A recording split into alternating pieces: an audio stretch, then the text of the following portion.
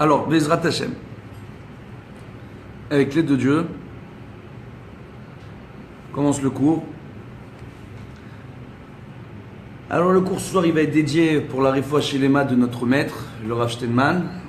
Il est la Refoua Shelema, il est hospitalisé, son état s'est aggravé. Avec l'aide de Dieu. Donc, qu'est-ce qu'on voit?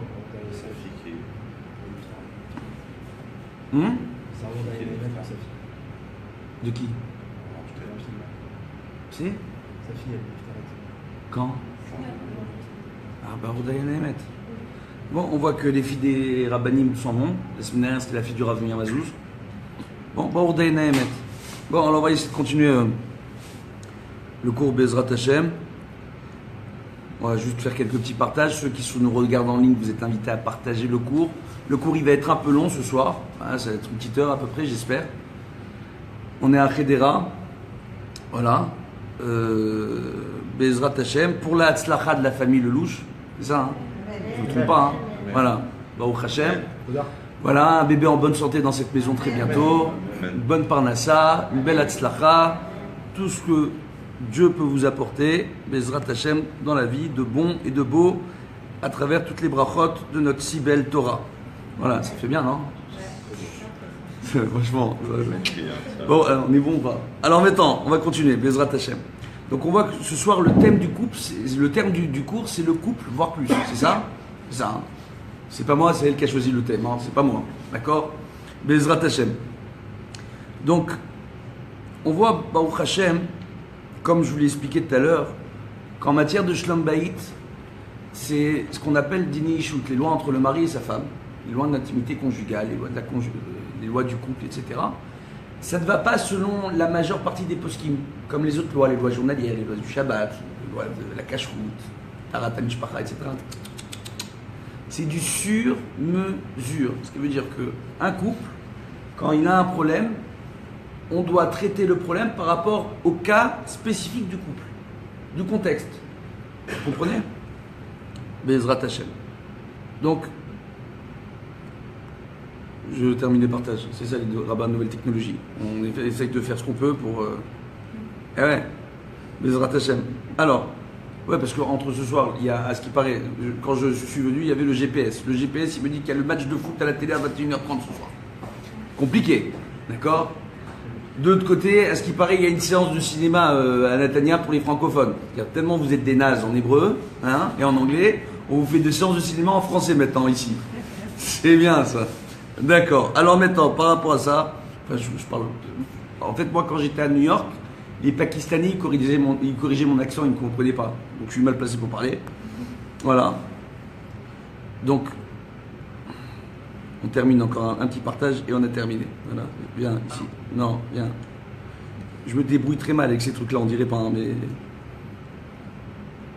Il est là. Il est là. Voilà. Et le dernier pour le fun. Hein?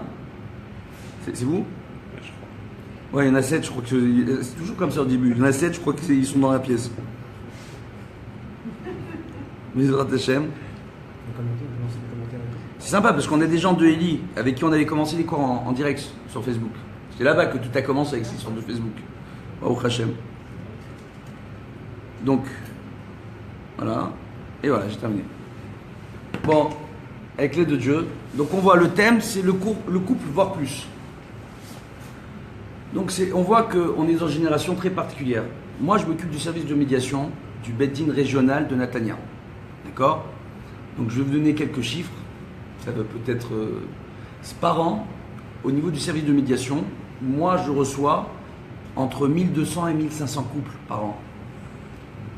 C'est 4-5 couples par jour. Donc il y a des journées où je commence à recevoir les couples à 8h du matin et je peux terminer à 2h du matin, voire 3h du matin. D'accord? Bezrat Hashem. C'est pas évident de faire ça, de toute la journée, d'être avec des couples qui ont des différends, qui ont des problèmes de couple, qui ont des problèmes de Shlom Bayit, qui veulent divorcer, pour des différentes raisons.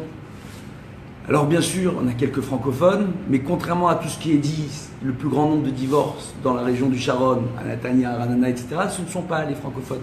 Il y en a aussi, mais c'est pas les francophones. On a de tout.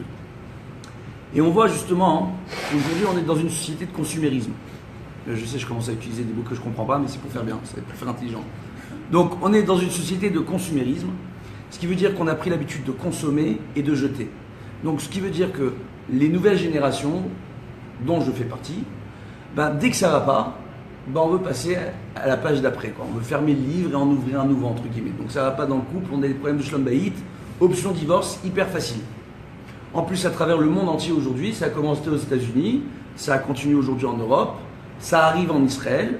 Les procédures de divorce deviennent de plus en plus rapides.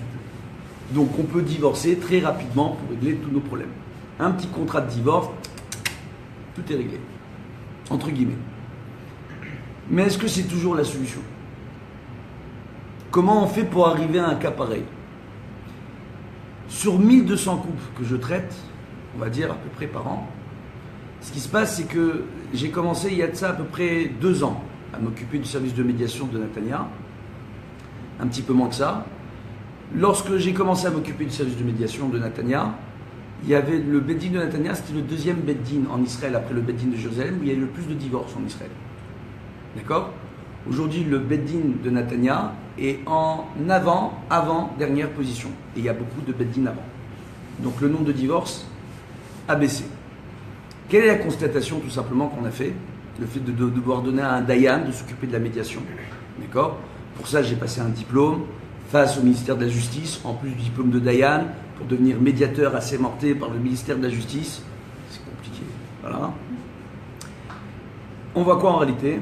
On voit justement que le problème aujourd'hui, c'est que les gens ont peut-être le divorce facile, mais on manque d'éducation, on manque de volonté. On manque de capacité aujourd'hui, dans le couple, à se donner la possibilité de mettre en place nos véritables envies.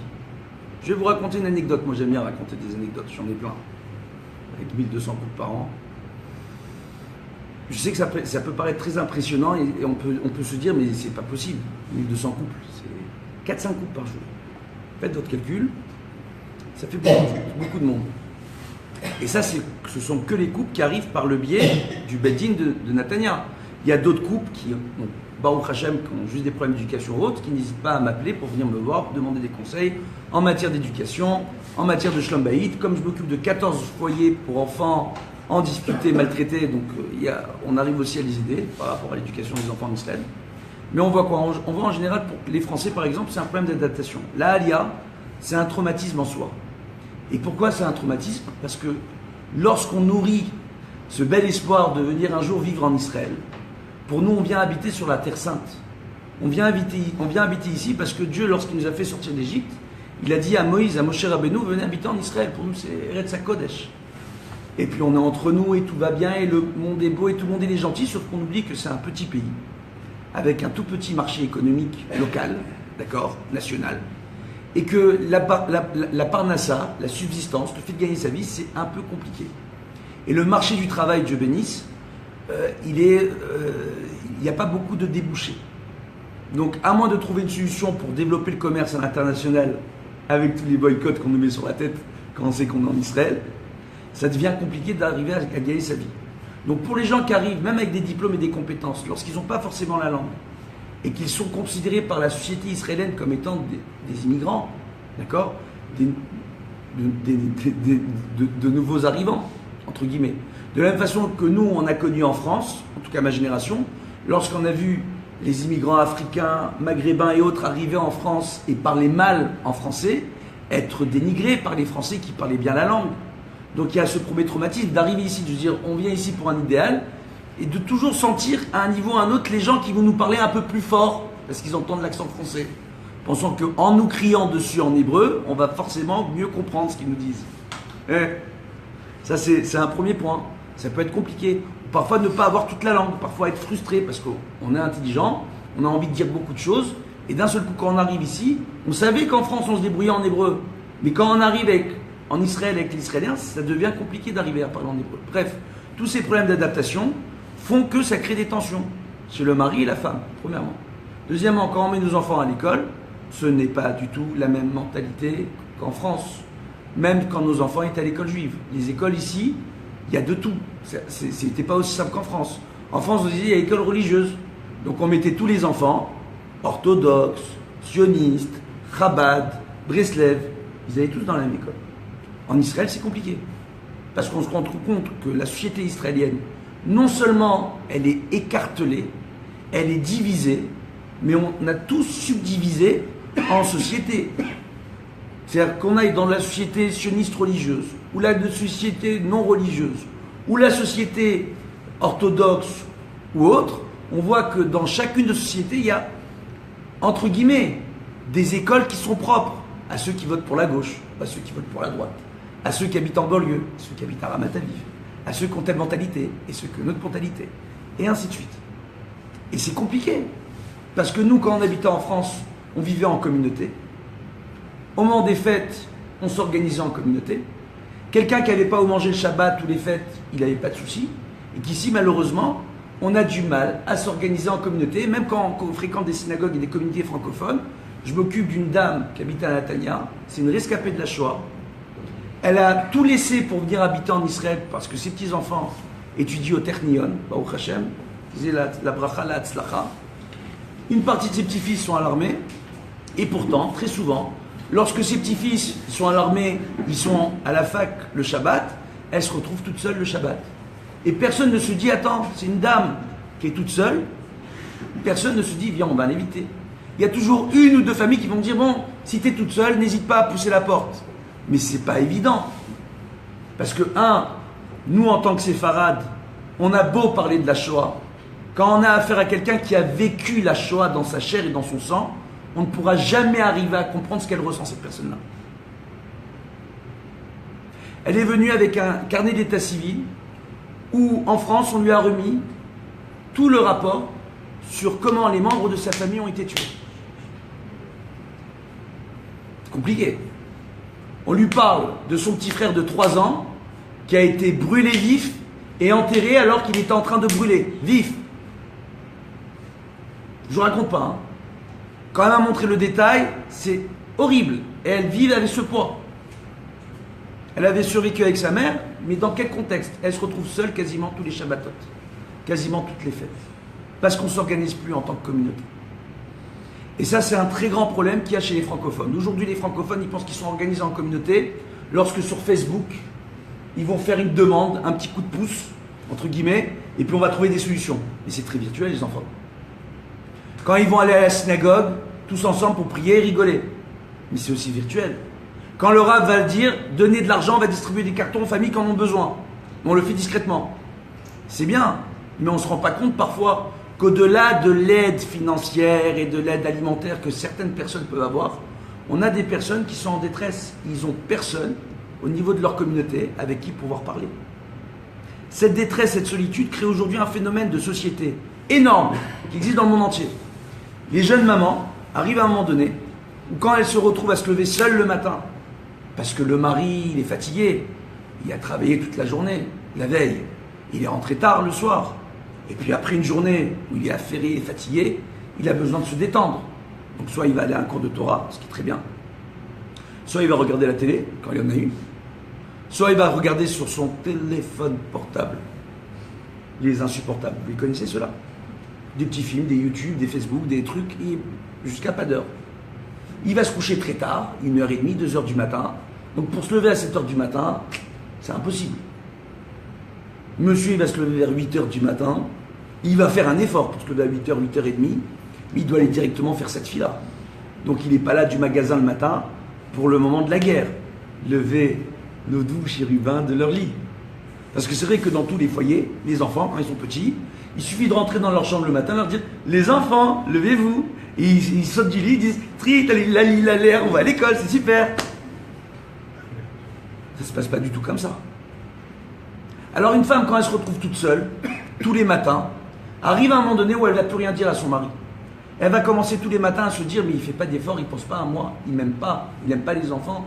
Les enfants, ils le voient à peine, ils le croisent. » Et là, s'installe le mur du silence où elle commence à en vouloir à son mari. Jour après jour. Et le mari après commence à en vouloir à sa femme. Parce que la femme qui manque de motivation, et ben peut-être qu'elle va moins s'occuper de la maison. Et puis elle aussi, elle travaille en parallèle. Donc pourquoi elle doit s'occuper, elle, de tout, de la lessive et des tendres, etc. Donc on se lance dans les discussions. Chérie, tu n'as pas entendu la machine à laver sonner? Viens dans ce monde magnifique qui s'appelle la Mirpeset Chirout. Je te présente la machine à laver.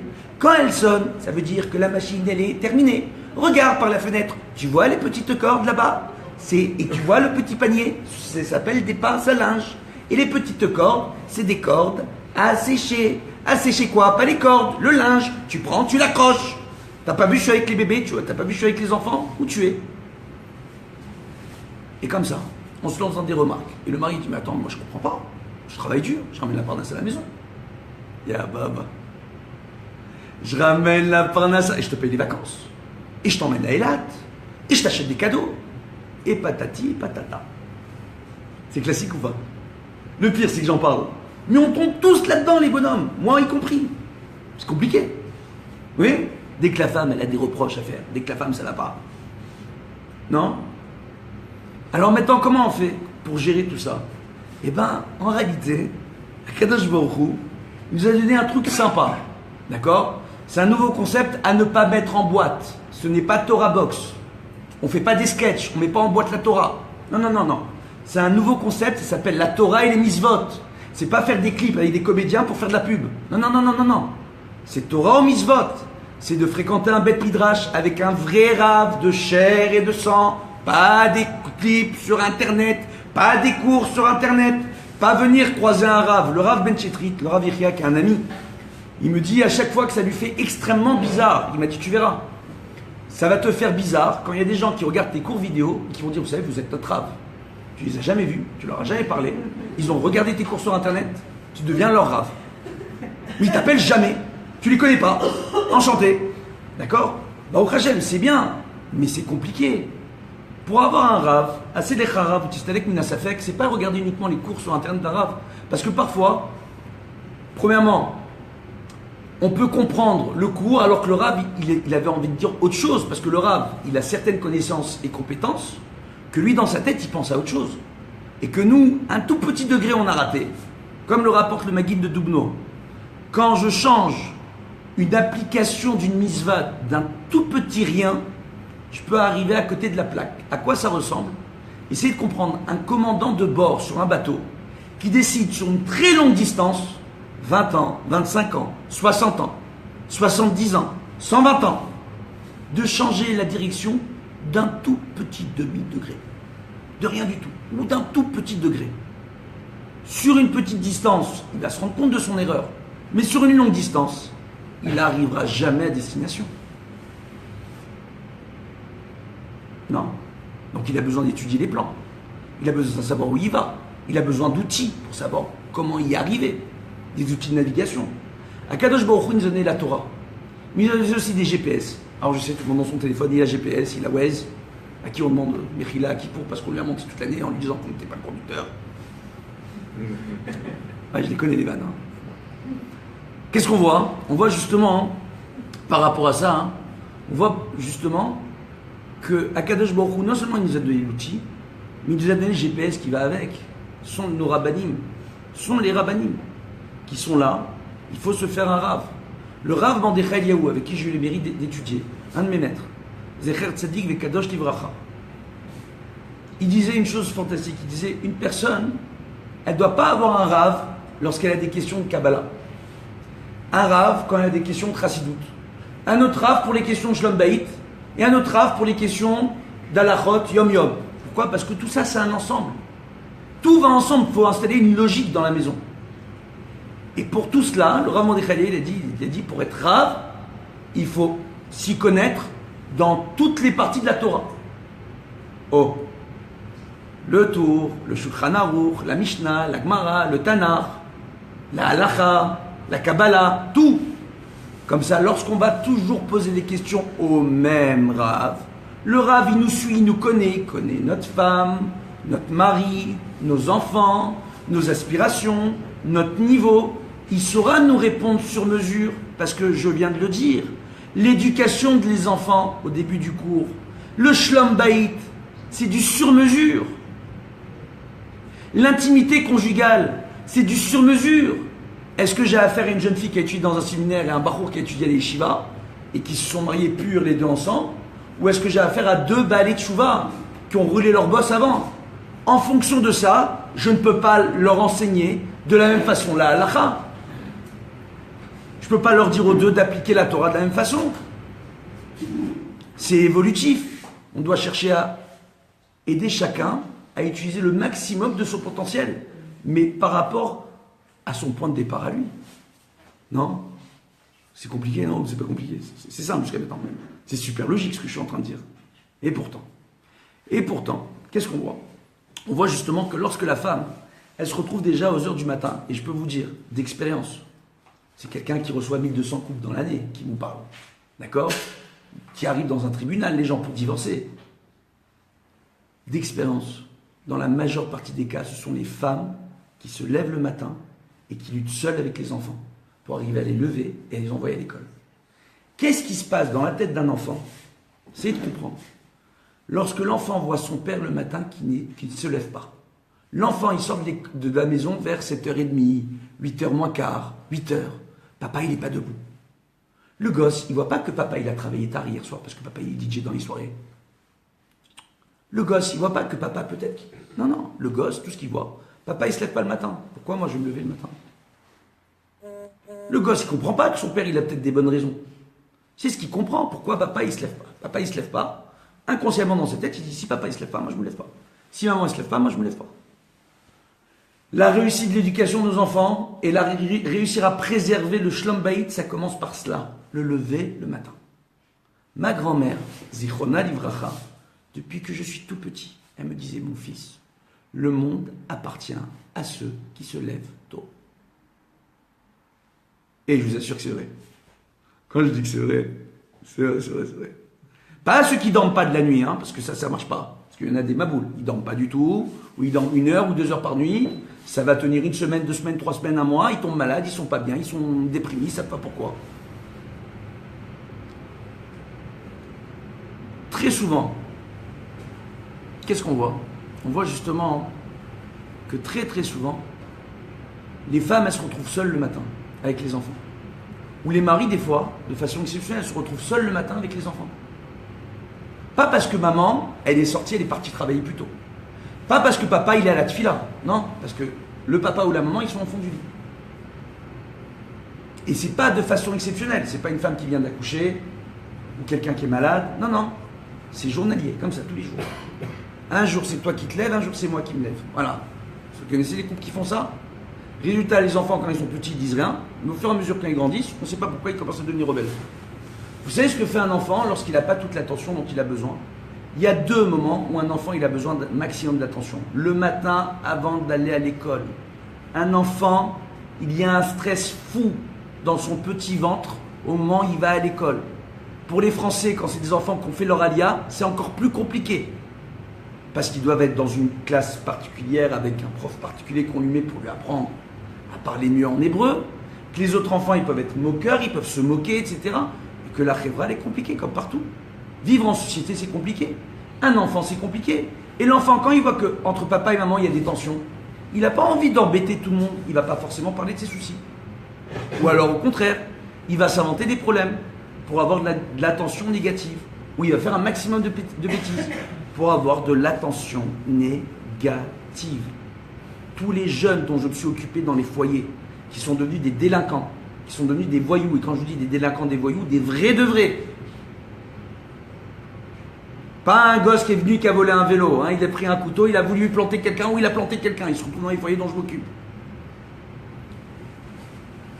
Ils sont devenus comme ça parce qu'ils manquaient d'attention à un moment donné ou à un autre dans leur vie. L'attention qu'on doit donner à nos enfants. Est-ce que nos enfants nous appartiennent? Non, la Gemara nous dit, Akadosh Baruch Hu, il nous confie ses neshamot, ils ne nous appartiennent pas les enfants. Je ne dois pas aimer mon fils parce que c'est mon fils. Je ne dois pas aimer ma fille parce que c'est ma fille. Quoique ma fille, j'en ai qu'une seule. Hein. Mais bon, revenons à nos moutons. Alors, qu'est-ce qu'on voit par rapport à ça, justement? On voit justement que lorsque l'on voit et qu'on arrive à comprendre que notre responsabilité vis-à-vis de nos enfants, c'est de faire en sorte à ce qu'ils soient totalement épanouis, arriver à prévenir leurs crises, leurs angoisses, leurs craintes, par des choses simples, très simples. Moi, je vais vous donner quelques petits trucs. Tous mes enfants, Dieu bénisse, aujourd'hui j'en ai 5. Je kiffe. Je suis tunisien, j'ai eu mon 5e. Et c'est vrai. Non, c'est vrai en plus. Non, parce que pendant des années, quand j'en avais 4, on me disait combien ton âge? Je disais 5 quand même. C'est pas bien, faut pas mentir. Mais contre l'œil. Aujourd'hui, j'en ai vraiment 5. Donc, qu'est-ce qu'on voit? On voit justement, par rapport à ça, que lorsque on arrive à comprendre que non seulement on doit s'inquiéter de nos enfants, mais aussi des enfants du voisin. Des enfants qui sont dans la classe de nos enfants. Des enfants de mon prochain. Parce que Kulano Arivim Zelazé, on est tous garants les uns des autres. On doit arriver à être unis. C'est ça qui ramène la Géoula, c'est ça qui ramène la Shia. Dans Masechet Shabbat, c'est marqué Noach la briot, Noach la makom. Celui qui s'entend bien avec les créatures de Dieu, il s'entend bien avec Dieu. Celui qui s'entend pas bien avec les créatures de Dieu, il peut être le plus grand religieux de la planète. S'il passe son temps à critiquer le monde entier en disant de dire quel monde horrible dans lequel on vit, au lieu de chercher à le réparer, ça va être compliqué. On va vous donner un exemple d'un qui a voulu réparer le monde. Et à lui tout seul, il a changé la face du monde. Abraham, pour commencer. Après Yitzhak, mais là on va parler de Yaakov cette semaine. Alors venez, on parle de Yaakov. Yaakov, lorsqu'il est obligé de quitter la maison de ses parents, parce qu'il a pris la bénédiction et le droit d'aînesse, oui, il a dû partir. Sur le chemin, il n'est pas parti directement chez son oncle Lavan pour épouser sa future Rachel, sa femme, et Léa avec. D'accord? Non, non. Il est d'abord parti pendant des années dans la yeshiva de Shem, le fils de Noach. Shem, qu'on appelle aussi Malkitzedek, c'était le grand prêtre de la génération, c'était le seul à être monothéiste avant tout le monde et à faire des sacrifices à Dieu. De toujours. Abraham a étudié chez Shem. Yitzhak, non? Yitzhak, quand il y a eu la Hakeda, Alpi Kabbalah, il aurait été réellement sacrifié. Au bord de la mort, les anges ont pleuré, les larmes des anges seraient tombées dans ses yeux, l'ont rendu aveugle, et il est monté dans le ciel et Dieu lui-même lui a enseigné la Torah. Donc si c'est Dieu qui lui a enseigné la Torah, Yitzhak, ça vous montre le niveau du bonhomme. D'accord? Et c'est Midatadin Yitzhak. Et en plus de ça, il n'a pas besoin d'aller étudier chez Shem, parce qu'il est au top du top avec le bon Dieu. Vous imaginez? Et Yaakov, il a étudié chez Shem. Et qu'est-ce qu'on voit? Sur le chemin, Yaakov, avant de faire le rêve de l'échelle de Jacob, où il voit les anges qui montent et qui descendent, et l'ange Michael, il monte, il monte, il monte, il monte, il monte, il monte. Ouais? Qu'est-ce qu'il fait? Il prend différentes pierres. Alors il y a différents avis, mais on dit qu'il prend 12 pierres. Il les place sous sa tête, il va chercher à se protéger la tête. Rachi rapporte, c'est pour se protéger des morsures de serpents et des piqûres de scorpions, des animaux sauvages, entre guillemets. La question qu'on pose dans la Gemara, c'est dis-moi, tu te protèges que la tête? Si tu as peur des scorpions et des serpents, ils vont te piquer que la tête, ils te piquent au pied, c'est la même chose. Hein. C'est pareil, tu as le même problème. Pourquoi ils protègent que sa tête? Alors on voit que le Rabbi Lubavitch, il rapporte l'avis dans les sikhot du Rabbi, parce que tu aimes bien toi, non? Voilà, on s'adapte. Tu vois les thunes? N'oublie pas. Alors maintenant, qu'est-ce qu'on voit? La Torah est une. C'est pas moi qui le dis, c'est le Rav Sitruk, Zichrono Livracha, il disait tout le temps. Hein, moi, je fais que reprendre les paroles de notre maître. Alors, qu'est-ce qu'on voit justement? On voit que le Rabbi, il rapporte le Zohar. Quel Zohar il rapporte? Viens, viens. Mazel Tov, Baruch Haba. Alors, elle va bien ta fille? Baruch Hashem. N'oublie pas, on va peut-être les marier ensemble. Là, on est en direct sur Facebook, peut-être qu'on va les marier ensemble. Parce qu'il a une fille en même temps que moi j'ai eu un fils. Ouais, c'est vraiment entendu. Alors maintenant, qu'est-ce qu'on voit? On voit justement une chose qui est extraordinaire. On voit par rapport à ça justement que Yaakov Avinu, lorsqu'il revient de la yeshiva de Shem et qu'il arrive là-bas et qu'il est sur le point d'aller chez Lavan, on voit que le chemin vient à sa rencontre et que d'un seul coup il fait nuit, il ne sait pas pourquoi. Il prière vite, il prépare les pierres. 12 pierres qui ne font former qu'une seule pierre et qui vont protéger sa tête. Pose la question, pourquoi? Parce que Yaakov, quand il étudie chez Shem, il a purifié ses pensées. Il a acquis une Torah, encore plus élevée que celle qu'il avait acquise dans la maison de son père Yitzhak. Et il voulait la préserver. Se préserver. On dit que le Icar d'un homme, c'est la tête. C'est sa façon de penser, de réfléchir. C'est là que tout se passe. Il y a un professeur, il veut faire la première greffe de la tête. On ne sait pas si ça va marcher ou pas. Mais le Icar de l'homme, c'est la tête. lui quart de la neshama chez l'homme passe par la tête. On voit que la neshama, elle a 5 niveaux. C'est pas moi qui l'ai fait, c'est pas un truc de Tunisien. Elle a vraiment 5 niveaux. Comme il y a 5 livres dans la Torah, c'est pas moi. D'accord? On voit bien que Dieu, il a une petite tendance d'une. Donc, par rapport à ça, qu'est-ce qu'on voit? On voit justement qu'elle a, Neshama, elle a 5 niveaux, qu'il n'y a que le Nefesh qui rentre dans le corps, au niveau du plexus, là où il y a le cœur. Le cœur, il n'est pas à gauche. Non, le cœur, il est au milieu. Il y a juste une artère qui passe vers la gauche. D'accord? Mais il est au milieu, le cœur. C'est pour ça que le gaucher, si il doit mettre ses tefilines, il va les mettre sur l'autre bras, le bras droit, pour pouvoir mettre ses tefilines, parce qu'il est gaucher. Comment il ne peut pas se mettre tout seul, les tefilines, comme ça? Donc il les met sur l'autre bras, mais ça reste à côté du cœur. Beaucoup de gens posent la question, mais le cœur, il est au milieu. Et on voit qu'en réalité, au niveau du diaphragme, du plexus, là où il y a toute la respiration, ce diaphragme qui protège, qui fait la différence entre les organes supérieurs et les organes inférieurs, et qui nous permet, quand on respire, de pouvoir sortir ces petites vibrations qui permettent à nos cordes vocales de sortir le son de notre voix. Ça passe par la respiration, Neshama, Neshima. L'âme, la respiration. On voit quoi justement? On voit par rapport à cela, justement, que la Neshama, elle rentre, c'est que le Nefesh, c'est le niveau le plus inférieur qui rentre au niveau du plexus et qui est attaché jusque-là. Après, il y a 4 niveaux supérieurs, mais ça sort par le front. Là, où on met quoi? Les tefilines. Et sur les tefilines de la tête, il y a combien de parachutes? Il y en a 4. Pourquoi? Pour permettre aux 4 niveaux supérieurs de se subdiviser, parce qu'ils sont les uns sur les autres. Mais quand ils se subdivisent, il y a une prise dans le ciel avec 4 roues. Pour pouvoir recharger notre Neshama. Vous avez tous les téléphones portables, à la fin de la journée, vous êtes comme des fous. Il y avait une époque où les gens disaient, t'as pas une cigarette, aujourd'hui ils disent, t'as pas un chargeur. Non? C'est de mieux en mieux, non? Donc, qu'est-ce qu'on voit en réalité? On a besoin de recharger nos batteries. Pour recharger ses batteries, l'homme doit mettre cette filine. Quand il met cette filine, il recharge ses batteries. Mais les batteries de toute la maison, sa femme et ses gosses. Rien qu'en mettant les tefs. On comprend pourquoi on dit à quel point c'est important de mettre cette filine. Par rapport à ça, justement, on voit quoi? On voit que Akadosh Baruch Hu, il a transmis une Torah extraordinaire à Yaakov. Yaakov, il veut protéger sa Torah. Pourquoi? Parce qu'il est en train d'unir toutes les futures tribus d'Israël. On dit que dans ce monde, il y a 5 règnes. Le règne végétal, le règne animal, le règne minéral, l'homme et les anges. On voit que Yaakov, dans toute son aventure, il va avoir l'aventure avec les pierres. Toutes les neshamot du clan Israël sont dans les pierres. Les 12 petites pierres qui vont s'unir pour protéger sa tête. Et lui, il veut être protégé par les âmes des Israël qui sont dans la pierre. Parce qu'on dit qu'une neshama, pour arriver dans le ciel, elle doit passer par tous ces stades. Minéral, végétal, animal, homme, pas malard. Parce qu'après quand on monte dans le Gan Eden, et qu'on a bien fait les Torah mitzvot, on est au-dessus des anges normalement. Donc qu'est-ce qui se passe tout simplement? On voit qu'à ce moment-là, il y a cette aventure-là. Après, il y a l'histoire des Doudaïm avec Réhouven. D'accord? Donc les fameuses fleurs.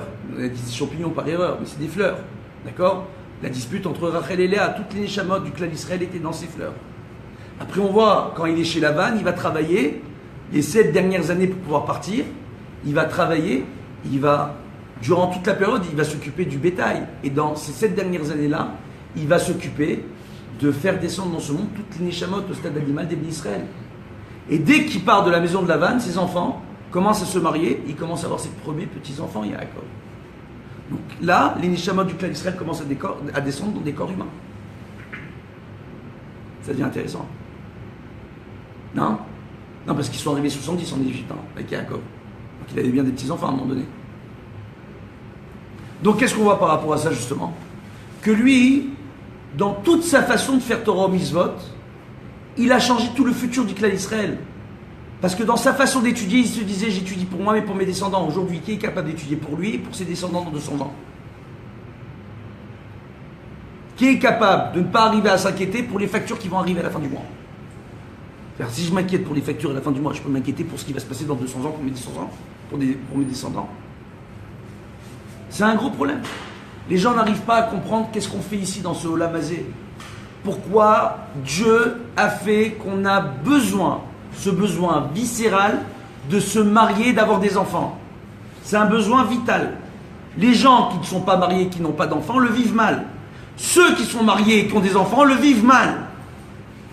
En clair, les hommes par nature ne sont jamais contents de leur sort.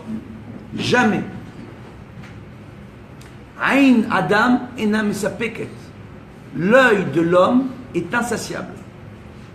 On n'est jamais content. Toujours on va se plaindre. Toujours il y a un truc. T'es en bonne santé? J'ai une galère, j'ai eu une amende. Oh, je ne suis pas la galère. Ça va pas dans le boulot. Oh, je te dis pas, mais t'as une bonne santé là. T'es en bonne santé. Mais tu continues à te faire des soucis, c'est ta santé qui va. Parce que tu as des problèmes de boulot, tu dors pas la nuit. Parce que tu dors pas la nuit, tu manges mal, parce que tu vas manger la nuit. Parce que tu es en train de manger la nuit, tu es en train de boucher tes artères, tu es en train de te dérégler au niveau de ton corps. Beaucoup de gens, par erreur, aujourd'hui, font des régimes alimentaires. Ça, c'est le truc qui me fait rire. Il y a plein de techniques, plein de techniques. Lacan, etc. Ça marche pas, je sais pas. Je rigole, hein, Ducan, c'est pas Lacan, c'est pas la même chose. L'autre, c'est la psychanalyse, celui-là, c'est le. Bref, c'est en quoi. Bah, bref, c'est Ducan. Bon, bref. Alors, qu'est-ce qu'on voit par rapport à ça, justement? Ouais, t'as compris, tu me connais. Alors, maintenant, on voit que les gens se mettent au régime alimentaire, alors qu'aujourd'hui, c'est pas le régime alimentaire qu'on te dit. Dans la Torah, on te dit pas régime alimentaire. On te dit pas ne mange plus rien. On te dit mange, mais mange sainement. Ouais? C'est pas tous les jours les biscuits, les bambas, les coca, les waflés. Parce que c'est facile, on achète les paquets, ils sont déjà tout prêts. Et les pitotes, et le pain, et les sauces, et la mayonnaise. Alors que les fruits et les légumes, ça c'est un truc qu'on ne connaît pas. Oui, c'est l'accompagnement avec le riz ou le couscous, ça c'est pas plus que ça. Ouais? Ou c'est pour les enfants, quand ils sont petits, quand en pleine croissance, mais nous, ça va, c'est bon. Il y a le biscuit, il y a la bourra, il y a la vodka. C'est très bien. L'alcool, ça débouche les artères. D'ailleurs, c'est pour ça que Rachamim, ils ont dit bois de l'alcool. J'entends ça à chaque fois. Pourquoi on boit la bourra chez les Tunisiens? Parce que comme on mange très gras, ça brûle toutes les graisses. L'alcool, c'est gras et ahmar. Alors maintenant, continuons. Bezrat Hashem. Excusez-moi, je règle mes comptes avec eux. On est beaucoup dans ma tête. Alors maintenant, par rapport à ça, on voit justement qu'il y a un point ici qui est très simple. Un couple. Je vous ai promis l'anecdote. Je vais vous raconter. Un couple. Ça fait 1 an. Ils sont venus me voir pour la première fois. Le mari, il n'est pas du tout content de sa femme, il n'est pas content de la belle-mère, il n'est pas content du beau-père, il n'est pas content de la belle-famille. Il a épousé la pire famille au monde et à cause d'eux, il a arrêté Torah Mitzvot. Alors qu'il a étudié dans la meilleure yeshiva du monde, une yeshiva francophone, pour les francophones. Bon. Et qu'est-ce qu'on voit en fait? On voit en réalité que ce garçon, il avait que des reproches à faire à sa femme. Ils viennent 2-3 fois, j'arrive à régler, à calmer le jeu, ils reviennent me voir 1 an plus tard. Parce qu'ils ne sont pas venus me voir pendant 1 an. Mais quand il revient, alors il revient sur des chapeaux de roue. Mais le garçon, il a un truc qui s'appelle le SMS. Quand il est fâché avec sa femme, il écrit des SMS. Maintenant, les gens, quand ils écrivent en SMS, ils ne savent plus écrire. On ne parle même plus de la syntaxe. Non. On ne va même pas parler d'étymologie, ça c'est des mots, on ne sait pas ce que ça veut dire. Non. Je parle d'orthographe. D'accord? Le est-ce que, ESK, faut le comprendre le truc, hein? Faut s'accrocher. Le LOL, MDR, PTDDR, RRRRR. On va où là? Vous allez où les enfants? Parce que vous parlez comme ça dans la vraie vie, c'est pas un sketch, hein, c'est une réalité. Oui? Au lieu de rire, vous dites PTDDR. Non, franchement, non. Je sais pas, c'est bizarre. Et pourtant, c'est comme ça qu'on s'écrit. Les gens, ils m'envoient des messages. Alors moi, ça me saoule quand ils m'envoient des blagues ou des trucs parce qu'ils se contentent pas d'envoyer des questions d'Acha. Je suis là pour ça. J'ai un service sur WhatsApp. On vous répond aux questions. C'est pas pour vous envoyer des blagues et des photos et tout ce que vous voyez sur les réseaux sociaux. Laissez-moi tranquille. Non. Alors, je sais pas comment je débarrasser. Je fais LOL. Voilà, c'est 3 lettres. LOL. Le LOL, il est enregistré dans le clavier du téléphone. Je fais ça, tac, le L, LOL. Il y a un Rabbi. Oui. Par rapport à ça, ma grand-mère, si je lui avais dit LOL une seule fois dans sa vie, elle m'aurait dit, mais mon petit-fils, il va pas bien. Il n'arrive plus à parler. Sa bouche, elle est coincée. Mais on n'arrive pas à réaliser en réalité le nombre de problèmes dans lesquels on est en train de se rendre. Le garçon, qu'est-ce qu'il fait? À chaque fois qu'il a un problème avec sa femme, il lui parle plus. Il lui envoie que des SMS. Alors, des SMS, mais alors tout comme SMS. Je vais vous donner un exemple, vous comprenez bien. Je veux divorcer. On va aller voir le Rav au Beddin, on va faire le contrat de divorce. Mais si tu veux, pour le kiff, ce soir on se fait une soirée torride. que pour le plaisir. La femme, elle se dit quoi? Elle est mariée. Ouais. Et elle s'est mariée, elle a connu que son mari. Elle reçoit un message comme ça. Et le garçon, dans sa tête, qui a connu plein de filles avant d'épouser sa femme, il se dit, mais moi, j'essaye d'arranger les choses. On parle les deux de divorce. C'est toi qui parles de divorce, Baba, depuis le début. Hein. Elle n'a pas parlé de divorce, elle n'en peut plus de toi. Donc, on va faire le contrat, on va aller au Bedin, mais j'essaye d'arranger les choses. Comment on arrange les choses? Au lit? C'est ça les maris aujourd'hui? Il y a repli? C'est-à-dire Dieu, quand il a donné les lois de Tarat Abaït, Tarat Amishpacha, à votre avis, c'est pour qui? C'est pour la femme? C'est pour dire, madame, t'es impure? Ou c'est pour nous dire, messieurs, vos femmes, ce ne sont pas des bouts de viande avec différents orifices qui ne sont là que pour vous apporter du plaisir? Et que quand elles ne peuvent pas, eh ben on ne leur parle plus. Ou quand elles ne veulent pas, ou quand elles sont fatiguées. Elles n'ont pas le droit d'être fatiguées. Donc lui, il écrit ça. Comment elle réagit, la fille? Une fille normale, une femme normale, elle réagit comment? Elle réagit mal. Qu'est-ce qu'il est en train de me dire? Et lui, il me dit quoi? Fraîcheur. Il me dit, mais moi, je voulais arranger les choses. C'est comme ça que tu écris. Écris autrement. Dis à ta femme, écoute chérie, je sais qu'on doit aller au Bedin. Je t'aime. Je ne veux pas divorcer. Je veux qu'on arrange les choses. Veux-tu qu'on se fasse une soirée romantique pour qu'on puisse en discuter ce soir? Tu aurais eu ton résultat de ce que tu attendais à la fin, mais ta femme aurait été contente. La façon dont on parle à nos femmes, les mots qu'on emploie, le manque de patience. Une femme aujourd'hui, c'est quoi le problème du Shlom Bayit d'aujourd'hui? La femme, depuis qu'elle est toute petite, elle rêve du prince charmant. Nous, au même âge, quand elle jouait à la poupée avec les princesses et le prince charmant sur son beau cheval blanc, nous on rêvait d'être, je sais pas moi, des super-héros, des cosmonautes, des policiers, des soldats. On rêvait pas de se marier, d'avoir des gosses quand on était petit à cet âge-là. Mais elle rêvait déjà de ça. Donc quand la femme arrive sur la roupa, il y a une question extraordinaire que j'aime souvent poser. Pourquoi on ne rappelle qu'au mari ses obligations vis-à-vis de la femme dans le contrat de mariage et qu'à aucun endroit, avec toutes les lois dont on parle dans le Rambam et le Shulchan Aruch, des obligations de la femme vis-à-vis de son mari, de respecter, de craindre son mari et de s'occuper de lui, et qu'il y a certaines tâches dans la maison qu'elle se doit de faire elle-même et de ne pas donner ça à la femme de ménage, comme servir à manger à son mari, servir à boire à son mari, lui faire son lit, même quand elle est nida, mais pas devant lui, pour qu'il sente le mari, que sa femme, elle pense à lui et qu'elle s'occupe de lui. Parce que les hommes, on est très basiques. Hein. Moi, quand je me suis marié, je l'ai dit à ma femme. Et Léa, elle sait que c'est vrai. Elle connaît bien ma femme. Je lui dis, je vais t'expliquer. Maintenant, on est mariés. Alors, je sais que je peux avoir des éclairs de génie. Mais je vais t'expliquer, nous, les hommes, comment on fonctionne. On peut paraître très intelligent, des fois. On peut se reposer sur nous. On peut être de très bons conseils. On peut être soutenir, etc. Mais si tu me considères comme un enfant de 3 ans, que quand je dis une bêtise, tu dis, bon, il a 3 ans dans sa tête. Ça passera mieux. Dis-le-moi gentiment, ne t'énerve pas, comme si qu'un enfant de 3 ans a fait une bêtise.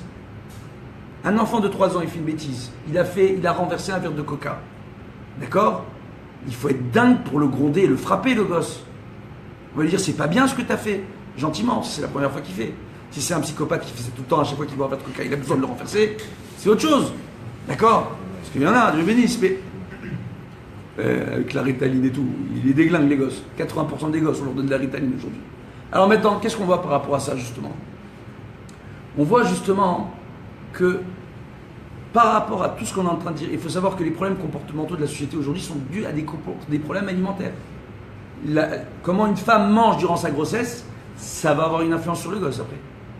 Donc quand on mange de la junk food, on a un junk kid à la maison. Hein. Je dis ça tout de suite. Donc, par rapport... Et ça, Chachamim nous avertissent. Ils nous le disent. Ils nous le disent. C'est pas parce qu'on est enceinte qu'on peut tout manger et avaler. C'est pas autant de se mettre au régime. J'ai pas dit ça non plus, hein, parce qu'il y a des femmes enceintes ici. Je vais faire des... Bon, alors maintenant, par rapport à ça, qu'est-ce que j'essaye de vous dire justement? On voit justement que lorsque on vient et qu'on fait tous ces efforts pour arriver à se comprendre, pour arriver à parler, au lieu de remettre systématiquement l'autre en question. Le problème du Shlom Bayit aujourd'hui, c'est que chacun ne remet que l'autre en question. Moi, je suis parfait. C'est l'autre le problème. Moi, je remplis toutes mes tâches. C'est les enfants qui ne m'écoutent pas. Ah bon? Mais mesdames, quand vos enfants, vous passez votre temps à leur faire des remarques et à leur crier dessus, parce que tous les jours, ils font le même truc. Tous les jours, les garçons, quand ils rentrent dans les toilettes, on a l'impression qu'il y a eu un tsunami qui est rentré dans les toilettes. Ça, c'est réel. Il faudrait faire des toilettes garçons et des toilettes filles dans les maisons. Tellement ils sont catastrophiques, les garçons aux toilettes. Quand je dis catastrophique, pardon? Ah oui, c'est vrai. Merci. Donc, on voit quoi? Et que la femme s'énerve. Elle s'énerve avec ses enfants. Les enfants, ils n'ont pas envie d'écouter quelqu'un qui crie, qui s'énerve. À la fin, les gosses, ils disent, bon, et maman, elle tape sa crise de nerfs. Et puis papa, qui a des tensions avec maman, qui a ses comptes à régler, ils disent, écoutez pas maman, vous savez comment elle est. Alors là, il a tué toute l'éducation, le mec. Hein. Ça, c'est les prix Nobel de l'éducation, Adou. Et...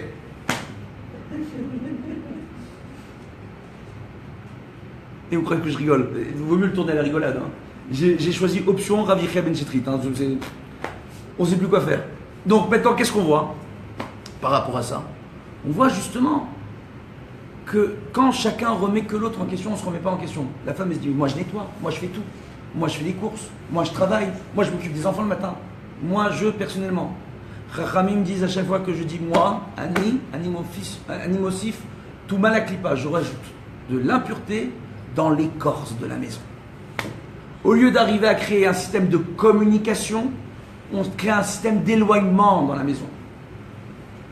De dire aux enfants, mais moi les enfants, mais les enfants c'est normal pour eux, on est adultes.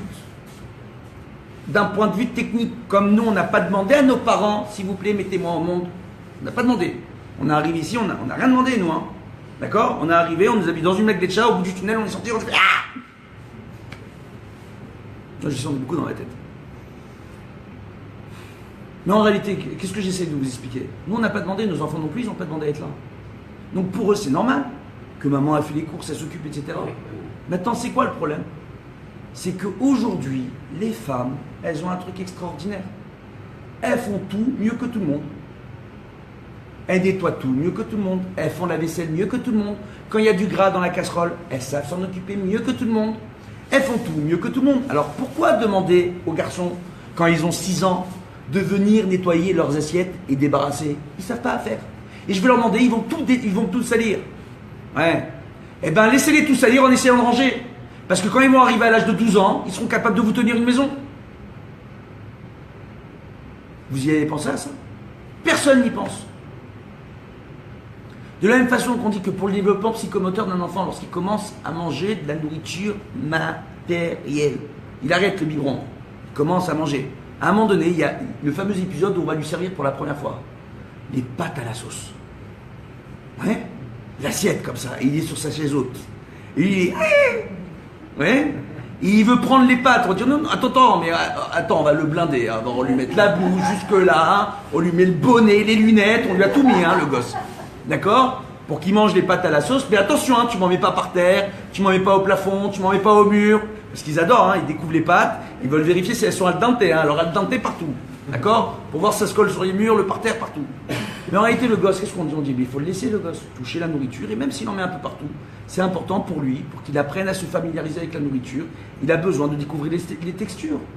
Parce que les premiers mois de sa vie, l'enfant ne voit qu'en 2 dimensions, il ne voit qu'en noir et blanc. Il n'a pas la notion de distance. Donc il a besoin des textures et tout ça pour son développement psychomoteur. Et là, les femmes, il n'y a aucun problème. Il n'y a aucun problème. Mais dans le même cadre du développement psychomoteur, lorsqu'ils arrivent à l'âge de pouvoir débarrasser une assiette, dites-leur, t'as mangé, débarrasse ton assiette. Quand ils sont tout petits, les enfants, ils sont serviables. Ils ont envie de tout faire. Mais quand on s'y prend trop tard, il est trop tard. Parce que quand ils sont adolescents, et que Dieu bénisse, c'est plus un gosse de 6 ans qui a une petite assiette et un petit truc. C'est un gosse, il a fait le balagan. Et puis il doit sortir le soir. Donc il va vider son armoire pour s'habiller. À la fin, on en a marre de la remplir l'armoire. C'est mieux rangé quand c'est tout dehors. C'est partout les vêtements. Alors que si ils sont tout petits, on leur apprend, demain, ils apprennent à ce que tout soit nickel. Oh. Ça passe par ça. Mauvaise éducation, génération pourrie, gâtée. C'est pas génération Facebook, pourrie, gâtée. Il y a le nouveau iPhone. Il y a un type qui m'appelle Mikvod Arav. On m'a envoyé le iPhone des États-Unis, mais j'ai un copain, il veut me l'acheter à 12 000 shekels. J'ai le droit, j'ai pas le droit.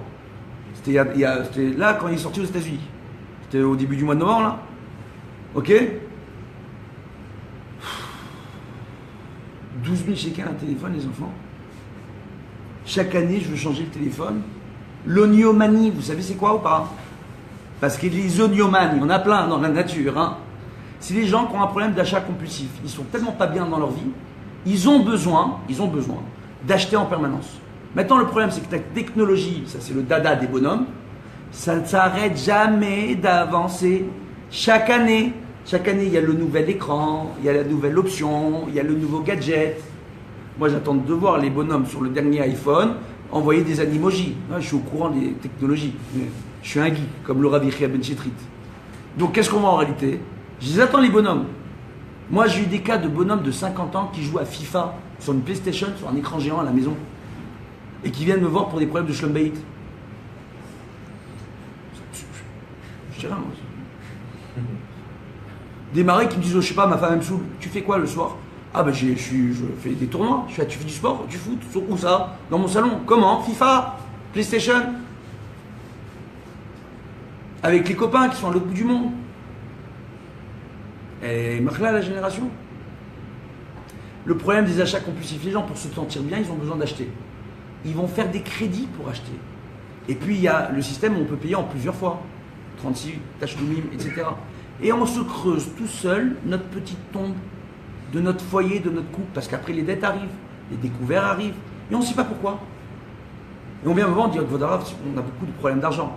Ah, il a l'iPhone montre, l'iPhone téléphone, l'iPhone oreillette sans fil, le téléphone à l'iPhone, il a tout de l'iPhone, de iTunes, tous ces Tunisiens, ils ont vendu des pommes à tout le monde. Donc qu'est-ce qu'on voit en réalité? On voit justement par rapport à ça, qu'il a tout ça, mais il ne se rend pas compte en réalité. Il me dit qu'il n'arrive pas à gagner sa vie. Combien tu gagnes par mois? 7 000. Tu peux m'expliquer comment avec 7 000 shekels, tu as 30 000 shekels de matériel sur toi électronique? Non, pas possible. Je suis bien, on fait des comptes. Tu vas voir que tu as 30 000 shekels sur toi. Mais j'ai pas tout acheté en une fois. Je suis mais les tachloumim que tu as commencé il y a 2 ans, tu les payes encore. Vous savez, il y a une chanson en Israël. Quand les cartes de crédit sont sorties, il y a un acteur qui avait averti le phénomène. Un vieux, encore. Les vieux, ils sont toujours plus sages. Ils ont toujours un train d'avance. On a tendance à croire qu'ils sont en retard. Mais on doit écouter nos sages. Ceux qui ont l'expérience de la vie. Ceux qui ont des cheveux blancs. Ouais, on parle un peu de vous aussi. C'est bien, non? Au moins, j'ai réussi à le faire sourire un peu. Alors, qu'est-ce qu'on voit par rapport à ça? On voit justement par rapport à ça que on a besoin d'écouter. Il disait quoi? Il chantait une chanson Betachloumi, Betachloumi. Ouais, sa femme, elle a découvert quoi? La carte de crédit. Elle a cru que c'était facile. Tout Betachloumim. Mais elle a pris la banque, à la fin de la chanson, elle appelle, il a des découverts, et on lui fait au-dessus à la poêle. On lui saisit la maison. Problème de la génération. Alors les gens, ils ont tous besoin du téléphone, d'internet le plus rapide. Alors qu'aujourd'hui, même quand vous avez l'internet rapide, il faut bien comprendre que c'est jusqu'à cette vitesse de connexion. Mais que très souvent, dans certains endroits, vous n'aurez que du 15 mégas. Vous n'aurez jamais le 100 mégas. Mais vous payez le 100 mégas. C'est pas grave. On a besoin de la télé. On a besoin du câble. Puis on a besoin de la télé en français. On a besoin. On a besoin 800-900 shekels par mois de budget. Sur des bêtises. Et après on me dit, ah vous savez, il y a le moyen des enfants, ça coûte cher. Ah tu me parles du moyen des enfants? Tu ne me parles pas du Anatel que tu es en train de payer, tes abonnements de téléphone, ton internet, tes téléphones, tes ordinateurs. Ah parce que rares sont ceux qui n'ont qu'un seul ordinateur. Par rapport à ça justement, Chachamim nous disent, tu veux sortir 200, il faut que tu gagnes 50. Il faut que tu les aies en main. Tu veux demander un prêt à quelqu'un, il faut que tu sois sûr que tu aies la rentrée d'argent pour pouvoir le rembourser. Si tu t'empruntes alors que tu ne sais pas comment tu vas faire pour rembourser, au moment où tu empruntes l'argent, tu deviens un voleur. À chaque fois que tu prends ta carte de crédit et que tu fais un petit tachloum, des tachloumim, ça se trouve tu es un voleur.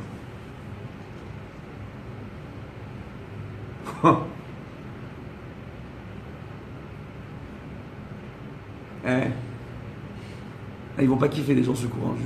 Mais bon, c'est pas grave. Il faut bien dire les choses. Peut-être qu'avec secours, il y aura moins de gens qui vont arriver au Beddin pour divorcer. Qu'est-ce qu'on voit justement par rapport à ça? Les gens ne mettent rien en place. Chacun remet l'autre en question. Chaque personne ne se remet en question. Et on vit dans un monde de consommation, un monde de consumérisme. Que quand je consomme, et tous les 2 ans je change de téléphone, et tous les 3 ans je change d'ordinateur, et tous les ceci, et tous les cela, et les voitures à crédit, et les leasing, et les ceci, et les babas, et la maison à crédit, et tout à crédit, qu'après il y a les problèmes d'argent, et il y a les tensions, il y a les problèmes de couple, il y a la femme seule avec les enfants, le mari seul avec les enfants. On rajoute tout ça, tchèque tchouka, après on n'est pas bien, on veut divorcer.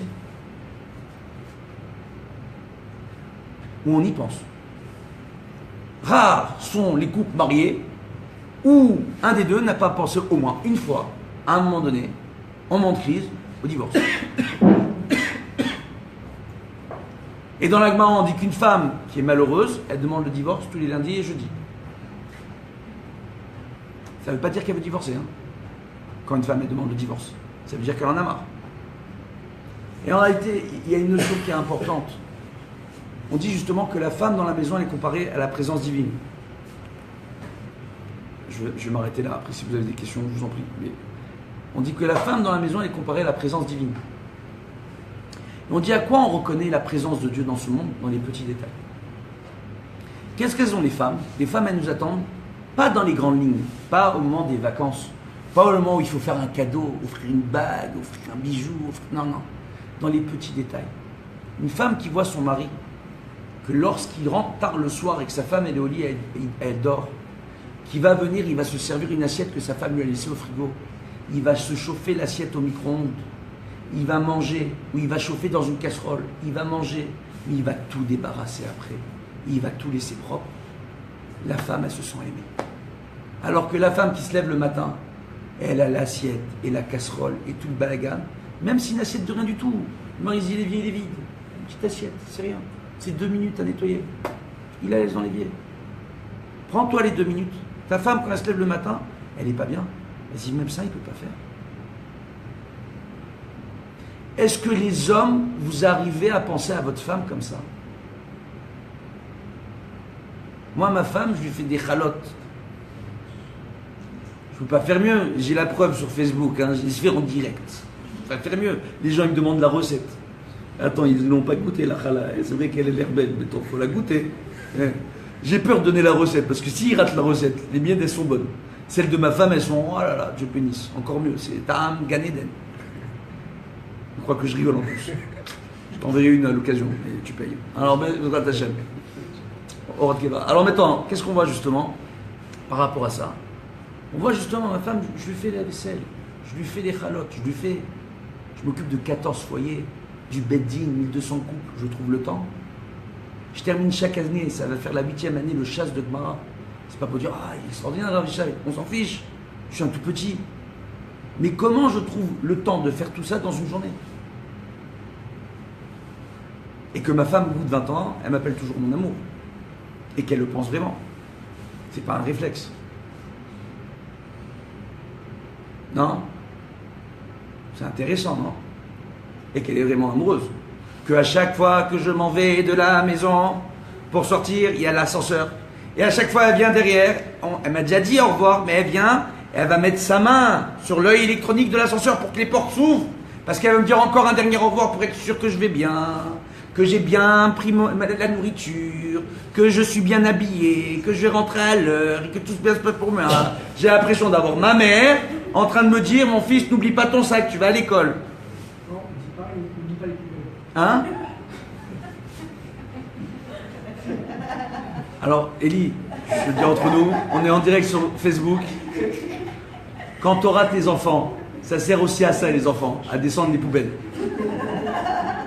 Moi, j'ai des grands, c'est eux qui s'en occupent aujourd'hui. D'accord? Et c'est une mise va pour eux.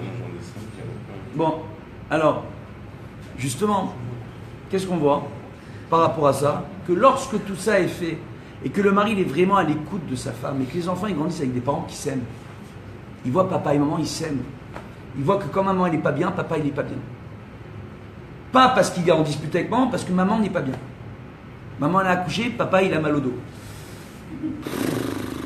Moi j'ai fait que des grossesses nerveuses. On dirait pas comme ça. Mais le problème, c'est que ma femme, à chaque fois, le bébé, il est sorti. Moi, je l'ai épousé, je faisais 70 kilos. Aujourd'hui, je fais 100 kilos. Il n'y en a pas un seul que j'ai réussi à sortir de mon ventre. Donc, c'est ça le problème. Je vous assure, le premier accouchement, le médecin m'a dit, monsieur, arrêtez de crier. On va vous faire la péridurale. Je suis très sérieux. Ça peut paraître marrant. C'est compliqué. Non, c'est compliqué. Au bout du 5e accouchement, ça y est, c'est bon. On a pris l'habitude, là, on gère. Mais le premier, c'était compliqué.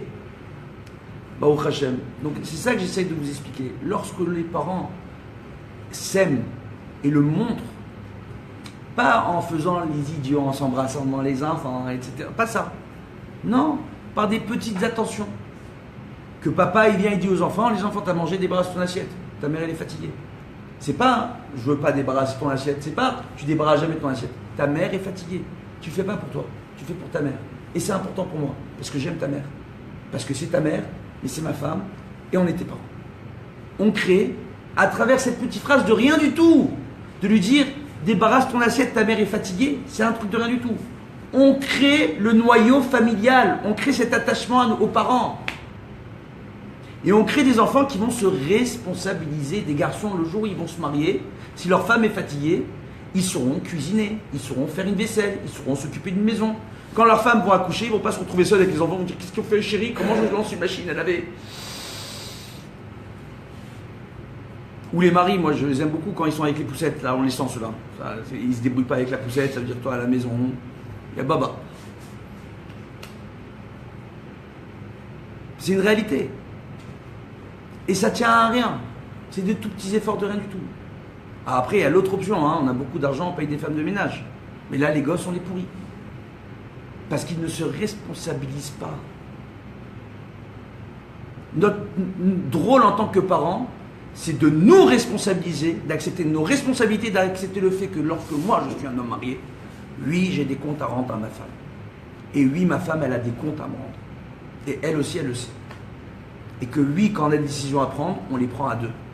Au moins, on discute, on échange. Afin d'arriver à se mettre d'accord. Moi, j'ai eu le cas d'un, il m'a tué. Lui, il m'a tué. Sa femme, elle arrive au Beddin, il veut divorcer. Je vais me faire gronder par le Beddin si c'est que je vous lance tous les dossiers, vous n'avez pas les noms. C'était il y a des années. Qu'est-ce qu'il fait comme coup, le monsieur? Il décide tout seul. Ils avaient un peu d'argent de côté, il a décidé d'acheter un appartement tout seul. Tout seul, dans un quartier qui n'était pas le quartier rêvé de sa femme. Parce qu'ils avaient les moyens d'acheter cet appartement. Il a choisi un appartement tout seul. Pour habiter avec sa femme et ses enfants. Elle est comment, la femme? Hein? C'est risqué. Et il lui a dit, mais 80% de l'argent, c'est moi qui ai travaillé. Mais qui c'est qui va vivre avec toi dans la maison, baba? Si tu habites dans un quartier où ta femme et tes gosses ne veulent pas habiter, t'as fait quoi là? Vous arrivez à comprendre? Tout simplement, à prendre des décisions en commun. C'est tellement facile. Arriver à échanger. Beaucoup de couples ont le problème suivant. Parfois il y en a un qui se croit plus intelligent que l'autre. Dans tous les couples, c'est comme ça. Il y en a toujours un, à un moment donné, qui se croit plus intelligent que l'autre. La femme, parce qu'elle sait mieux cuisiner, ou elle sait mieux nettoyer, ou elle sait mieux travailler, ou elle est plus à l'écoute des enfants, ou pour une raison X ou Y, elle a de meilleurs diplômes, ou elle parle mieux dans une langue que dans une autre, etc. Ou le mari, parce qu'il est débrouillard, l'un se croit plus grand que l'autre à un moment donné. Au lieu d'arriver à comprendre qu'on doit chercher les deux à grandir ensemble. Donc forcément, il y en a un qui veut prendre le dessus sur l'autre. Donc il y en a un qui devient un prédateur et l'autre qui devient la proie. Et c'est le phénomène du conjoint prédateur. Alors une avocate, elle a fait un bouquin, des millions avec ça. Et tout le monde se dit, mon mari, c'est un prédateur. C'est un pervers narcissique. Les mots à la mode, hein. C'est d'un bipolaire. Alors je vous explique, moi j'ai parlé avec quelques psychiatres. Si vous saviez c'est quoi un vrai pervers narcissique ou un bipolaire, on est très loin du lunatique, hein. C'est là l'histoire. Maintenant, qu'est-ce qu'on voit? On voit justement, hein, par rapport à ça, que lorsqu'on vient et qu'on arrive à créer cette osmose, cet équilibre dans le foyer par rapport à nos enfants, Baruch Hashem, tout roule. En tout cas, il y a moins de difficultés. En tout cas, les enfants, ils ont envie de nous respecter, ils ont envie de nous aimer, ils ont envie de rentrer à la maison, ils ont envie d'être avec nous. Ils n'ont pas envie qu'on se fatigue. Moi, mes enfants, quand ils me voient avec mon sac, j'ai un sac à roulettes, un sac énorme avec tous les dossiers du Beddin. Quand les gens me voient à chaque fois, les voisins au début, les premières années, me disaient « Tu rentres de voyage ?» Je fais « Non, non, c'est les dossiers du Beddin. »« Ah, une valise. » Mes enfants, quand ils me voient, ils courent pour me prendre, c'est maintenant un sac à roulettes, pour eux faire rouler le sac. Pas que papa se fatigue. C'est un petit détail de rien du tout. Plein de petits détails où les enfants ont envie de faire plaisir parce qu'ils sont contents d'habiter dans leur maison avec leurs parents, ils sont contents d'avoir leurs parents en tant que parents. Ils n'essayent pas de se convaincre. Ils ne sont pas amoureux de l'idée de se dire qu'ils sont les meilleurs parents du monde. Ils savent que leurs parents, c'est les meilleurs parents du monde pour eux. Et vous savez quoi? La Torah nous dit que nos enfants, si Dieu nous a donnés comme enfants, c'est que c'était les meilleurs enfants pour nous et que nous sommes les meilleurs parents pour eux. Mais si nous on les a abîmés, après il faut arriver à nous à les réparer. Et si on n'est pas capable, on vient voir les professionnels, comme moi. Je sais que ça fait orgueilleux de le dire, mais bon, c'est mon métier. Be'ezrat Hashem, qu'on ait la bracha, la hatzlacha. On va s'arrêter là. Beaucoup de shalom bayit pour tout le monde. Et faites circuler ce cours, ça peut peut-être aider quelques personnes. Kol tov.